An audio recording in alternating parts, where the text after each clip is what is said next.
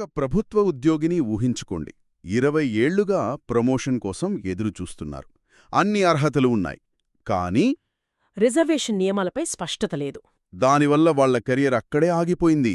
అవును, ఇది ఒక్కరి కథ కాదు, దేశవ్యాప్తంగా వేల మంది ఎదుర్కొన్న సమస్య.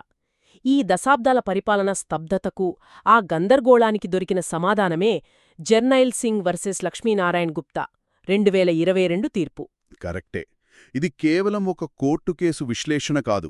అసలు ప్రమోషన్లలో రిజర్వేషన్లివ్వాలంటే ప్రభుత్వాలు ఎలాంటి లెక్కలు చూపించాలి, ఆ లెక్కల వెనుక ఉన్న చిక్కుముడిని సుప్రీంకోర్టు ఎలా విప్పిందో ఈరోజు లోతుగా చర్చిద్దాం. ఈ సమస్య ఇప్పుడే మొదలవలేదు కదా. నాకు గుర్తున్నంతవరకు 1992లో ఇందిరా సాహ్ని కేసులో ప్రమోషన్లలో రిజర్వేషన్లు వద్దన్నారు. అవును అన్నారు. కానీ ఆ తర్వాత పార్లమెంట్ రాజ్యాంగాన్ని సవరించింది. ఆర్టికల్ 16(4)(a) ద్వారా మళ్లీ అవకాశమిచ్చింది. సరిగ్గా. కానీ అసలు కథ 2006లో వచ్చిన ఎం నాగరాజ్ కేసుతో మొదలయింది. ఆ కేసులో సుప్రీంకోర్టు రిజర్వేషన్లు ఇవ్వచ్చు, కానీ అందుకు బలమైన కారణాలు చూపించాలి అంది. అంటే లెక్కించదగిన డేటా లేదా క్వాంటిఫైయబుల్ డేటా చూపించాలి అని ఒక మెలిక పెట్టింది. అవును, ఆ ఒక్క డేటా అనే పదం వల్లే ఇన్నేళ్ల గందరగోళం. అసలా డేటాని ఎలా సేకరించాలి అనే దానిపై ఎవరికీ స్పష్టత లేదన్నమాట. ఇక్కడే అసలు చిక్కుముడింది. కేడర్ వర్సెస్ గ్రూప్ లేదా సర్వీస్ వినడానికి దాదాపు ఒకేలా ఉన్నాయి. కానీ ఈ రెండు పదాల మధ్య తేడా తెలియకపోవడం వల్లే ఇంత రచ్చ జరిగిందంటున్నారు. అంటే సర్వీస్ అంటే మొత్తం డిపార్ట్మెంట్, కేడర్ అంటే అందులో ఒక స్పెసిఫిక్ జాబ్. నేను చెప్పింది కరెక్టేనా? మీరు చెప్పింది చాలా వరకు కరెక్టే, కాని ఆ తేడా చిన్నది కాదు, చాలా పెద్దది. అలాగా? ఉదాహరణకి ఒక రాష్ట్ర ఇంజనీరింగ్ డిపార్ట్మెంట్నే తీసుకుందాం. దాన్ని మొత్తం కలిపి ఒక గ్రూప్ లేదా సర్వీస్ అంటారు. ఓకే. అంటే అందులో అసిస్టెంట్ ఇంజనీర్లు, ఎగ్జిక్యూటివ్ ఇంజనీర్లు, చీఫ్ ఇంజనీర్లు అందరూ ఉంటారు. కాని కేడర్ అంటే ఒక నిర్దిష్ట గ్రేడ్, అంటే కేవలం ఎగ్జిక్యూటివ్ ఇంజనీర్ పోస్టులు మాత్రమే ఒక క్యాడర్. ఇక్కడే అసలు విషయముంది. చెప్పండి. ఇప్పుడు మొత్తం సర్వీస్ను కలిపి చూస్తే లెక్కలు బాగానే ఉన్నట్టు కనిపిస్తాయి. కింది స్థాయిలో ఎస్సీ ఎస్టీ ఉద్యోగులు 100ల్లో ఉండొచ్చు. దాంతో మొత్తం సర్వీస్లో ప్రాతినిధ్యం 20% ఉందని లెక్క తేలుతుంది. కాని పైస్థాయి పదవుల్లో, అంటే ఆ ఎగ్జిక్యూటివ్ ఇంజనీర్ కేడర్లో ఒక్కరు కూడా ఉండకపోవచ్చు. అంటే సగటు లెక్కలు అసలు అసమానతను దాచిపెడతాయి. అందుకే కోర్టు ఈ మొత్తం సర్వీస్ను యూనిట్గా తీసుకోవడాన్ని ఒప్పుకోలేదు. ఓహో, అర్థమైంది. అంటే లెక్కల్లో మాయాజాలం జరగకుండా అడ్డుకట్టవేశారన్నమాట. కాని ఇది రాష్ట్ర ప్రభుత్వాలకు పనిని మరింత కష్టతరం చేయడం లేదా? ప్రతి కేడర్కు డేటా సేకరించడమంటే చాలా శ్రమతదా? కష్టమే. బహుశా అందుకేనేమో గతంలో కర్ణాటకకు సంబంధించిన బీకే పవిత్ర సెకండ్ కేసులో ఏదో శాంప్లింగ్ పద్ధతిని అనుమతించారు. అవును, విన్నాను. పద్ధతిని చాలా స్పష్టంగా తప్పుబట్టింది. ఏం చెప్పింది?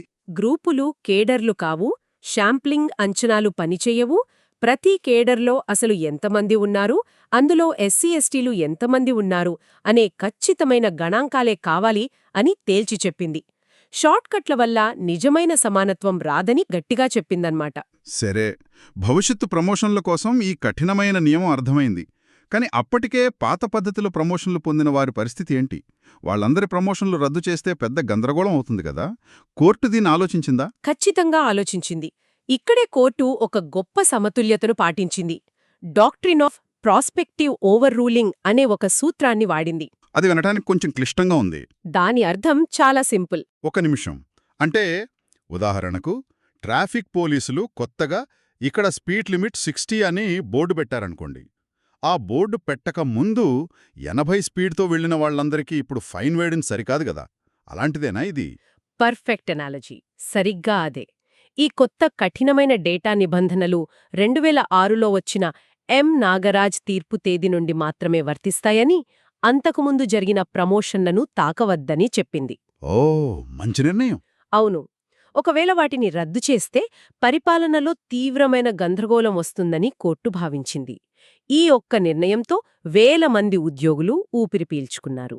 సరే, ఈ మొత్తం చర్చ తర్వాత ఒక ప్రభుత్వ ఉద్యోగి లేదా ఒక లాయర్ తెలుసుకోవాల్సిన కీలకమైన విషయాలేంటి? సింపుల్గా చెప్పాలంటే, ప్రభుత్వ ఉద్యోగులకు సింపుల్ విషయం. ఇకపై మీ డిపార్ట్మెంట్లో మొత్తం ఎస్సీ ఎస్టీల శాతం చూపించి లాభం లేదు. మీరు ఏ పోస్టుకు ప్రమోషన్ ఆశిస్తున్నారో ఆ నిర్దిష్ట కేడర్లో ప్రాతినిధ్యం తక్కువగా ఉందని లెక్కలతో నిరూపించాలి. మరి లాయర్ల విషయానికొస్తే కేస్ ఆధారంగా చేసేవి పనిచేయవు. మొత్తం వాదన జర్నల్ సింగ్ 2022 తీర్పు ప్రకారం క్యాడర్ ఆధారిత డేటాపైనే నడవాలి. అంటే సమానత్వం అనే పెద్ద మాటను ఆచరణలో పెట్టడానికి సుప్రీంకోర్టు పైపైన సాధారణీకరణలను కాకుండా లోతైన ఖచ్చితమైన వాస్తవాలను కోరుకుంటోంది అని మనం అర్థం చేసుకోవచ్చు. అవును. అయితే ఇది మనల్ని ఒక ఆలోచనతో వదిలేస్తుంది. ప్రాతినిధ్యాన్ని ఇంత సూక్ష్మంగా ఖచ్చితంగా కొలవడానికి క్యాడర్ విధానం సరైనదేనా, లేక ఈ కఠినమైన డేటా సేకరణ నిబంధన అసలు రిజర్వేషన్ల అమలునే రాష్ట్రాలకు మరింత కష్టతరం చేస్తుందా? నిజమే. దీనిపై భవిష్యత్తులో తప్పకుండా చర్చ జరుగుతుంది.